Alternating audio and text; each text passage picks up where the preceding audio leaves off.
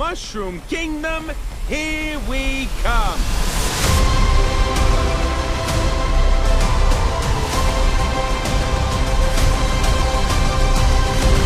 Hello, I'm the Top Loader, and today I'm reviewing Super Mario Bros. The Movie 2023. Not the 1993 version. Yeah, that's the one by Illumination and produced by Shiggy himself, Shigeru Miyamoto, and they're coming in hot. So right off the bat, I'm going to tell you that I'm going to give this movie an 8.7 out of 10. Now, why would I give it such a seemingly high number? Well, for me personally, this is like all the Mario games put together. There is something in each game that's put into this movie, which I love. Because I love Mario so much, my elevation of this movie and the enjoyment of it is much higher than someone who wouldn't like a Mario movie because they don't like Mario. If you don't like Mario, you ain't gonna like this movie. That's the facts, and I'm here to tell you the facts. Now, the movie starts out in Brooklyn. Just like the 1993 movie, I think it was like a bit of a nod there. Or maybe more of a fist bump. Chris Pratt actually nails the role of Mario. Oh, I got this. No problem. I was really worried when I first heard he was going to voice Mario because I didn't think he could pull it off. But guess what? He pulls it off quite well, and so does Jack Black.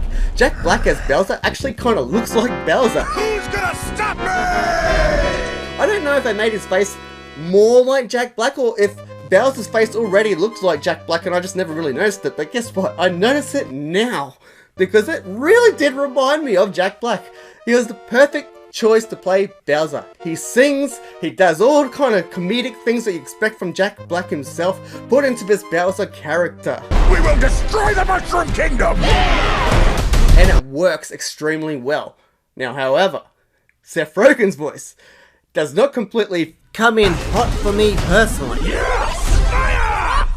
It kind of was a little bit distracting hearing Seth Rogen's voice. Now, I love Seth Rogen, but I didn't really think that he fit the Donkey Kong role too well. I didn't really think that it meshed overall. In fact, he kept reminding me of John C. Reilly's Wreck-It Ralph more than anything. But the rest of the cast, Anya Taylor-Joy as Peach, were great. And even Toad sounded like a Toad would sound. Whatever that sounds like, but it's what this sounds like. A Toad. We're adorable! Now, this movie is full of references. When Mario walks past the main street and it's got the antique shop there, the favourite reference for me was when you could hear in the background, it wasn't even full on screen in the foreground, no it wasn't, it was more in the background, when a Toad says to someone else, oh yeah, you gotta blow into that to get it working. Obviously referencing a cartridge. You asked for it! This is fun! You have Jumpman at the start, the Wrecking Crew. Jumpman, of course, if you didn't know, was Mario in Donkey Kong. They called him Jumpman, they didn't call him Mario. Mario's in Donkey Kong, but they don't call him Mario, they call him Jumpman. Now, to get to the negative parts of the movie, let's not go to the negative parts, well I'm gonna have to, because that's what this review's about, the positive and the negative. I'm gonna wreck it! Oh my god, Okay. So some of the negatives are that I didn't really like Yoshi not being in the movie. Sure, he's there as a cameo in an egg. Yes, he's an egg. That's all he is in this movie. You do see the Yoshis running past in the background at one point, but they're not actually Yoshi. The green Yoshi that we know and love so much, he's only an egg. I really do think that they have left Yoshi out for a sequel, but I really do think that they should have had him in this movie to really ground it down. They should have put him in there. I don't know how, but they could have easily put him in there. Maybe not straight away, maybe towards the end to really help him out, to find Yoshi to say, hey, come on, let's go on this adventure and finish it off for us and help us really push on through to beat Bowser, as we need all the extra help and hands and tongues that we can get. Another real negative I found was that they didn't really go to Bowser's castle.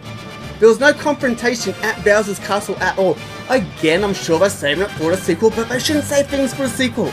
Bring all the big guns for the movie that you're making in the first place, because if this movie's not successful, they won't be able to make a sequel after the first one. Second comes after the first, and if there's no good first, there's no second. You can't have the second without the first, because the first has to really nail all the beats. For me, it nails so many beats. When you got the Mario Kart segments, when he's choosing the Mario Kart, just like you would in a game, that all hits home for me. But someone else it may not hit home for. So you really got to bring everything that you got and throw it at the screen the best you can to really get this movie in the first take. Not the second take, but It's just a small, little complaint that I have, because of course they have a confrontation with Bowser. It's just not in the castle, which I really do think that it should have been. No pressure. The Mario Kart scene was fantastic. It reminded me of Mad Max. They even make a reference to that annoying blue shell that we all hate so much. He comes out after being blown up in a pit of fire.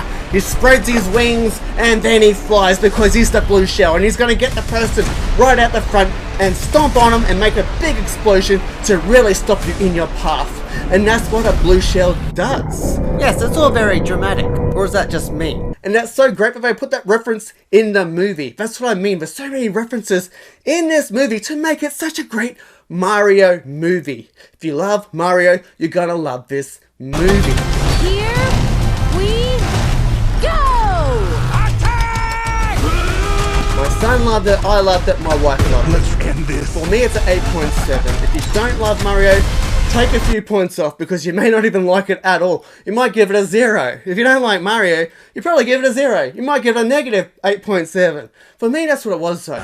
Could have been much higher. The movie was a little bit longer as well. The movie is very short.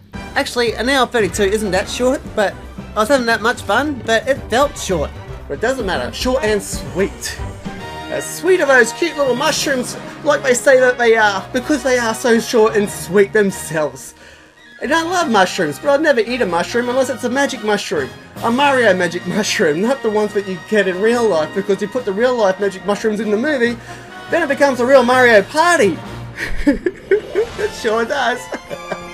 Everyone's having a party now with their magic mushrooms. Do not touch that mushroom, you'll die! Oh, I'm sorry. That one's perfectly fine. Come on, Mario!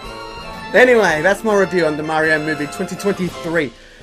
If you love Mario, go see it. If you don't bother. But it's okay. If you don't love it, you're not going to hate it. And I love it. So I don't hate it. Goodbye. And see you next time. That's me. And I'm out.